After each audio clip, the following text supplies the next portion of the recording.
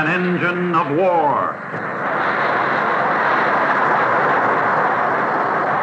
Long before Pearl Harbor, the American railroads, ever conscious of the gathering clouds of conflict, worked out a plan of unified and immediate action should this nation be forced to accept the challenge of aggression.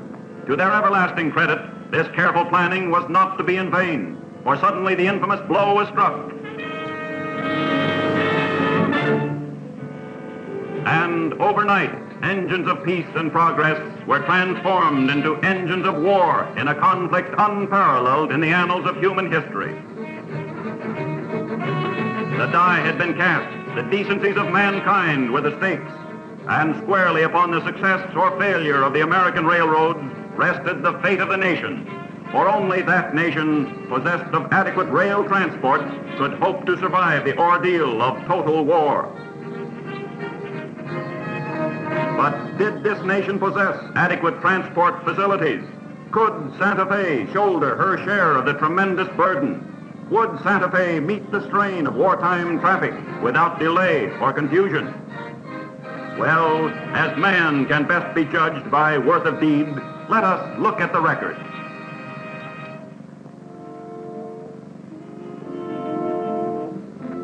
When the green light for military movement was signaled on that fateful day in December, the American railroads became the supply lines to the battlefronts, the strong arm of the home front. With a well-trained, determined army of more than 1 million workers, they were of the very first to enlist in the common cause for the duration. The order that came flashing over the wires was short, but to the point. Move all available equipment to military bases without delay. A large order? Yes, but the dispatch and smoothness with which this urgent request was carried out will long stand a record of enviable achievement, a record which future generations of railroad employees will ever regard with respect and awe, a record of free men and private enterprise. For without seriously disrupting existing schedules, long lines of baggage cars, sleeping cars, box cars, and coaches were assembled and rushed to widely separated military bases. Every available crew was mustered, engineers, firemen, brakemen, men who willingly returned to work 2, in many instances 3 and 4 shifts, without thought of personal well-being. There was a job to be done, a job that had to be done, a job that would be done. And even before Congress could gather to declare a formal state of war to exist, the armed might of these free and indivisible United States was already gathering momentum. Rail equipment was backed onto sidings, awaiting only the signal from inspecting officers to receive their urgent cargoes, to get started rolling in the greatest mass movement of troops and equipment in the history of this or any nation. Flat car after flat car, loaded with speed and precision. Utility cars, scout cars, heavy trucks, tanks, jeeps, peeps, tank destroyers. Hundreds of fighting vehicles rumbling endlessly. Countless tons of steel and firepower rolling aboard and into riding position. There to be blocked and nailed and wired and secured by hands which had long trained for this very day. Then came division after division, thousands upon thousands of hardened, well-trained, superbly equipped fighting men to pile quickly aboard comfortable Pullman cars, their ultimate destination, a closely guarded military secret. Not a second was lost. From caboose to head end, get 'em rolling. And within a matter of hours from receipt of the initial order, hundreds of trains loaded with the world's finest soldiers, sailors, and Marines were started moving to embarkation points to take their stand, our stand, against the aggressors.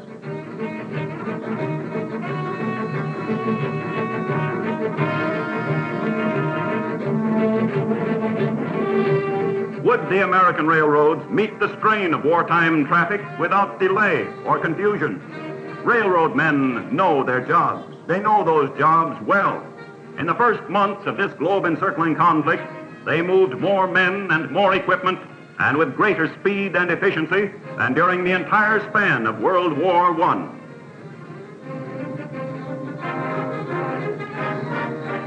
Yes, the wheels of war are rolling, and there is no longer any question as to the ability or the determination of the American railroads to shoulder their share of the nation's tremendous war efforts. Their achievements furnish the unalterable proof.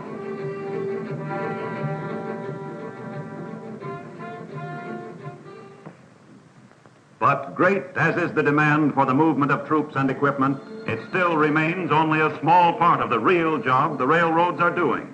A job so big as to be almost beyond the bounds of human comprehension, the day-by-day mass movement of freight. Only a few years ago, there were those who said the railroads were through, that they belonged to an era fast receding.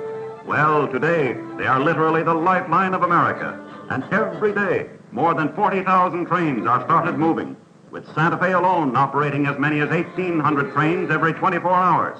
That's more than 75 trains an hour, a train every 48 seconds of the day and night, to sustain the life and economy on the home front, meanwhile meeting the heavy demands of the nation's war effort. An aircraft factory requires vital parts to maintain production schedules. It's up to the railroads to get them there without delay. A shipyard is running short of steel plate. It's up to the railroads to get it there. There is an acute food shortage in an overcrowded defense area.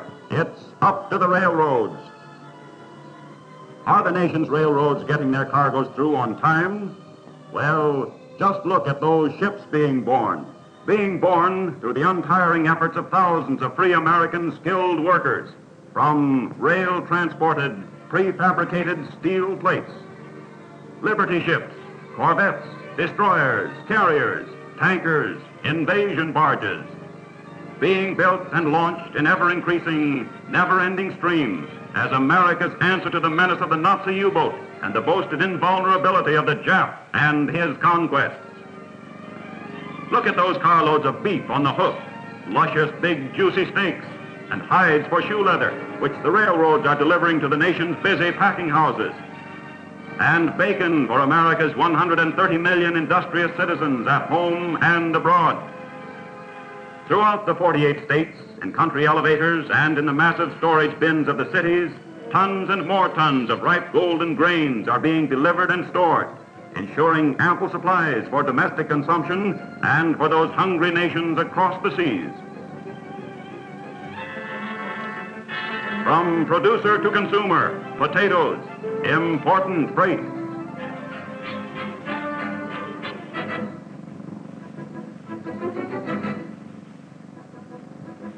From the warm belts of the Pacific Slope, vitamin-rich citrus, delivered to the nation's breakfast table. And planes, look at them. Deadly pursuit ships and mighty precision bombers to blast and clear the ways for conquering Allied armies, each on its own heralding the steadily approaching doom of the once mighty Axis and its satellites.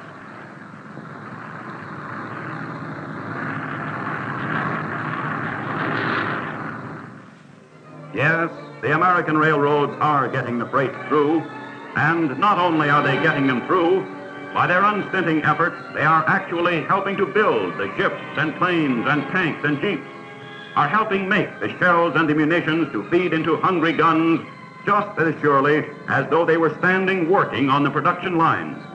For production without transportation is a ship without a sail. Both are indispensably interdependent.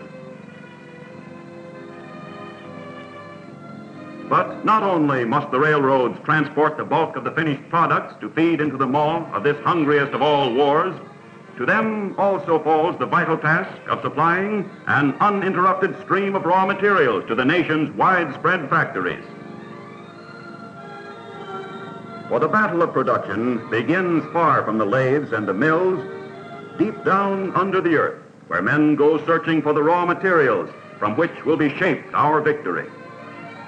From the mountains of Pennsylvania and Colorado, from Illinois and New Mexico, comes coal, torn and blown and scooped from thick veins which for centuries have been preparing for this day, for the all-important job of keeping blast furnaces blasting, until the freedoms of the lands above are once again secure.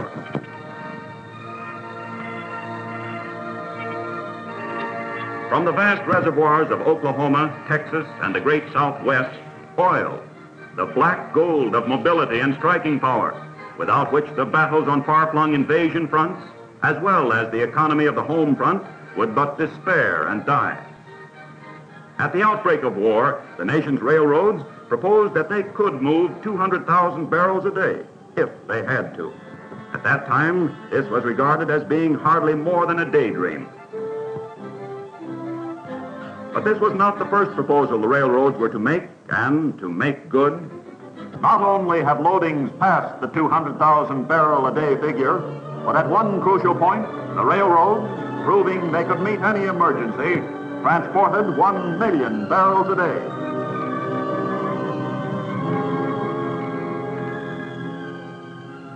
Out of the gaping expanses of open pit mines comes King Copper.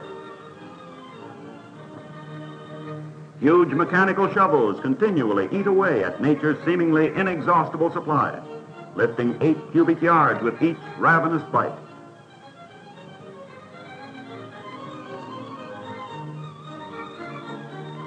Then it's up to the railroads to get it moving to the smelters, where man again bests nature to extract the golden metal from the rich ore.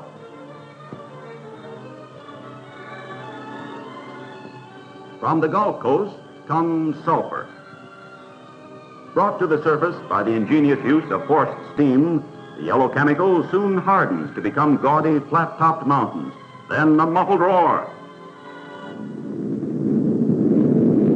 and a mighty avalanche falls in loosened cascades. Ordinarily moved almost entirely by boat, the submarine forced an end to this method of transport. It was up to the railroads to supply an additional 20,000 cars if this essential of gunpowder was to be delivered to the nation's munitions makers. Well, the cars were found. The munitions makers are being supplied. From New Mexico, potash, another essential of gunpowder and vital ingredient of numberless other products. Rendered from its prehistoric manufacturing plant far below the surface by methods closely akin to the mining of coal, the chunk potash is run to the head of shafts by miniature railroads, there to be raised and ground and extracted before being force-loaded into waiting boxcars which will transport the crimson chemical to the corners of the nation. And on, from the vast virgin forest of America, logs, and then finished lumber. From Oklahoma and the endless acreage of Texas, cotton. Yes, all the way down to scrap, with the railroads transporting the bulk of the nation's pile and at the same time contributing a large percentage of the total tonnage. And not only must the railroads deliver all of these essentials to the nation's factories without delay, they must get them all there at the right time.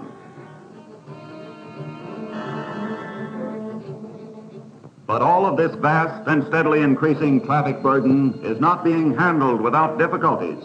In addition to the shortage of trained manpower, there is an even more acute shortage of equipment, without which this mighty stream of produce and products would lose momentum. With factories which formerly manufactured rails and equipment now geared to the production of weapons of war, it is no longer a question of will it run. Today, the nation's railroads have only one slogan: if it's got wheels, get it rolling. Before the war, it was customary to run old equipment onto dead tracks, there to be stored for use at some future date. Well, that future date is now, and dead tracks no longer have lines of rolling stock standing idle. Only by calling all usable equipment back into service can the job be done. Locomotives are high on the premium list, and no matter their condition, nothing is impossible. Look at this old slobber bucket, number 3723. She's just another of many locomotives which shop foremen and dismantlers daily start on the road to recovery. But where once there were ample supplies of new parts to Today, nothing is being wasted or discarded. Each and every one of the engine's 25,000 odd units is carefully marked to ensure proper and speedy repair and replacement. Then, each of the various parts is inspected and sent to the shops where machines and the skill of experienced workmen do the impossible, cutting, grinding, reshaping, and rebuilding each worn unit back to unbelievable newness and efficiency.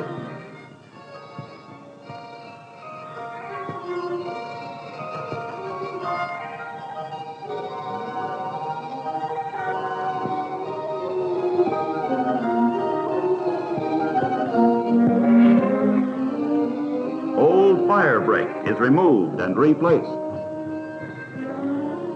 Acetylene torches cut away and repair all flaws inside the huge boilers.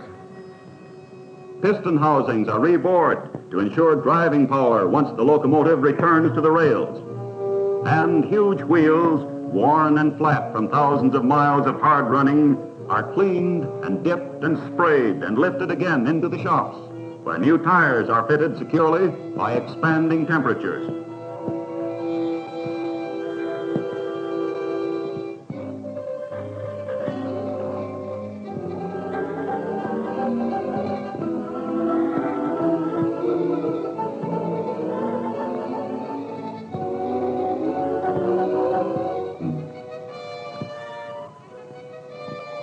Yes, and on throughout the length and breadth of teeming Santa Fe shops, from Cleburne to Topeka to Richmond, from Albuquerque to San Bernardino and Chicago. Modern miracles of reconstruction and rehabilitation are daily being performed with speed and efficiency heretofore thought impossible. Not only returning to the road equipment which was not too long ago regarded as being irretrievable, but also keeping all other equipment in perfect running condition for the performance of the given task.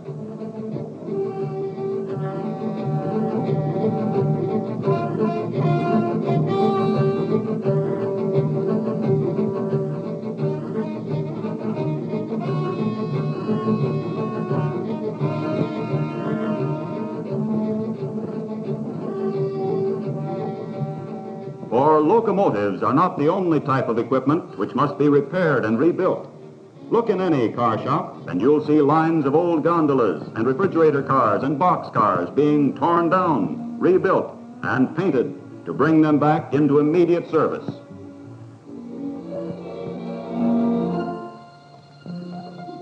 Look into any foundry where rumbling machines respond to the skilled will of their operators, ever hammering, ever cutting, ever shaping old parts to new, and then melting down what remains to pour and mold again.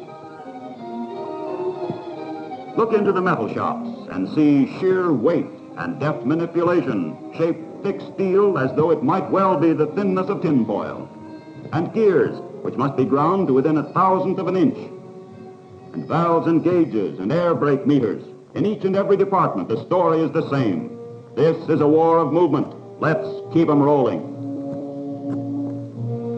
But let us not neglect the unsung heroes who are always present in the background of the steam and the rumbling wheels, those tireless thousands of loyal workers who are keeping the roadbeds in flawless condition, who are constantly repairing and replacing mile upon mile of worn track, and who almost overnight lay spur lines to enhance the speed and efficiency of crowded rails.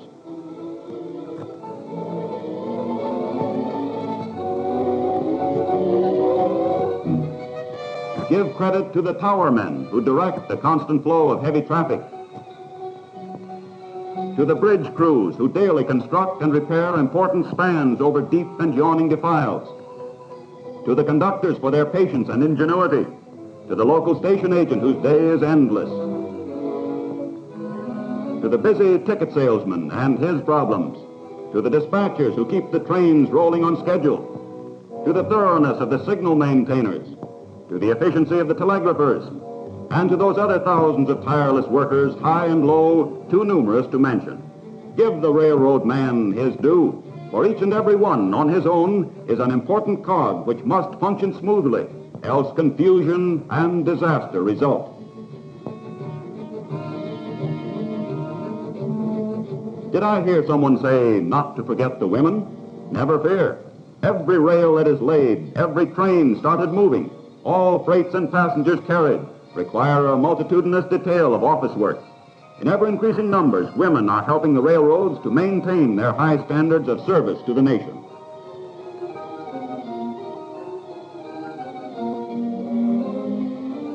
But don't think that the only jobs women are performing are behind office desks. With thousands of rail employees going into the armed forces, women readily volunteered for heavier duties in the shops. They're holding down man-sized jobs and handling those jobs with comparable skill.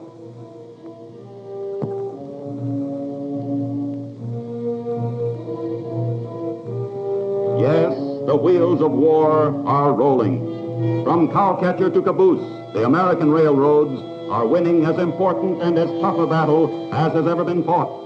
They are keeping faith with sons and husbands and sweethearts who are depending on the railroads to maintain schedules without mishap or delay, else all they possess perish forever. And when victory has been won, the American railroads will have an even more important job, for it will be theirs to carry the bounties of a great and even greater United States of America, a nation grown in technical skill and boundless opportunities, a nation of hundreds of new and better products, a land of food aplenty, and plastics and textiles and more which will flow endlessly over the bands of steel they have preserved and strengthened. Did this nation possess adequate transportation facilities? Would Santa Fe shoulder her share of the tremendous burden? Well, if ever anyone could take justifiable pride in contribution to the peace and decencies of mankind, it is the men and the wheels of the American railroads. It is the wheels and the men of Santa Fe. Let them face the sun and hold their heads ever high, for theirs is a glorious achievement.